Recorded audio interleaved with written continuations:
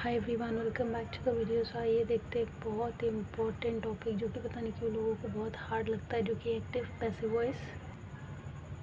और इसको मैं बहुत बहुत बहुत बहुत आसान तरीके से आप लोगों को समझा दूंगी कि एक ही बार में समझ में आ जाए और आप अपने एग्ज़ाम में बहुत अच्छा स्कोर करेंगे, क्योंकि आपको पता है कि कॉम्पिटिटिव एग्ज़ाम में भी बहुत ज़्यादा इससे सवाल आते हैं। चलिए देखिए, एक्टिव वो होता है जिसमें सब्जेक्ट एक्शन कर रहा होता है, और पैसिव वो होता है जहाँ पे सब्जेक्ट एक्शन रिसीव कर।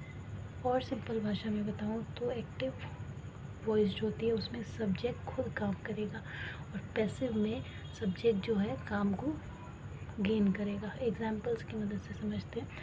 The dog chase the cat, जो कुत्ता है वो बिल्ली का पीछा करता है। अब ये एक्टिव वॉइस है। अब इसका पैसिव क्या बनेगा? The cat is chased by the dog, की बिल्ली जो है कुत्ते के द्वारा पीछा की जाती है। They build a new house, उन्होंने नया घर बनाया। ये आपका एक्टिव है। तो फिर पैसिव क्या बन जाएगा? A new house was built by them, कि उनके द्वारा नया घर बनवाया गया। शी राइट्स अ लेटर, वह पत्र लिखती है। A letter is written by her, इसका पैसिव बन जाएगा कि उसके द्वारा पत्र लिखा जाता है। द शेफ़ कुक्ड डिनर, जो शेफ़ है उसने डिनर बनाया। Dinner was cooked by the chef, dinner chef द्वारा बनाया गया था। Mom is baking cookies, mummy biscuits बना रही है। कुकीज़ वर बेक्ड बाय मॉम, जो बिस्किट है वो मम्मी द्वारा बनाया गया था।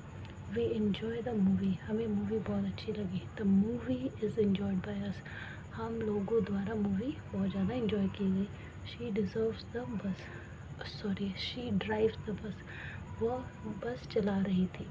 The bus is driven by हर, उसके द्वारा बस चलाया गया। वी प्ले द गिटार, हमने गिटार बजाया। The guitar is played by us, guitar हमारे द्वारा बजाया गया। बस यही सिंपल साधारण है कि एक्टिव वॉइस में सब्जेक्ट जो है खुद एक्शन करेगा, और पैसिव वॉइस में सब्जेक्ट एक्शन को रिसीव करेगा। तो आई होप कि आपको क्लियर हो गया होगा। बाकी प्रैक्टिस करते रहिए। यहाँ पे एक्टिव भी लिखा हुआ है, पैसिव भी लिखा हुआ है, दोनों पे जोर देंगे। प्रैक्टिस करके करेंगे तो समझ में आ जाएगा, क्लैरिटी हो जाएगी।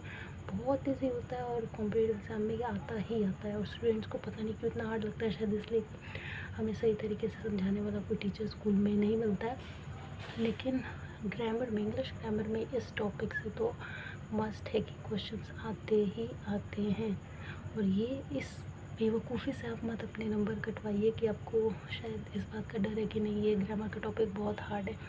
बहुत आसान तरीके से समझ जाएंगे, और भी वीडियोस आएंगी ताकि आपको और ज़्यादा क्लैरिटी हो जाए। तब तक के लिए इसको प्रैक्टिस करिए।